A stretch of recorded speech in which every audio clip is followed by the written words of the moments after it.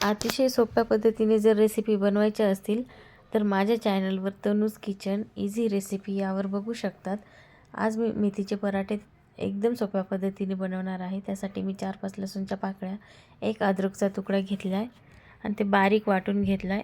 2 वाटी गव्हाचं पीठ घेतलं आहे, 2 चमचे बेसन पीठ आणि 1 मेथीची जुडी मी स्वच्छ धुवून बारीक करून घेतलेली आहे। अद्रक लसूणची पेस्ट टाकून कोथिंबीर 1 वाटी टाकली आहे, जिरे टाकलेत, तीळ टाकलेत आणि 1 छोटी वाटी दही टाकून घेतले, 2 चमचे तेल आणि मीठ टाकून थोडंसं पाणी टाकून छान पीठ मळून घ्यायचं।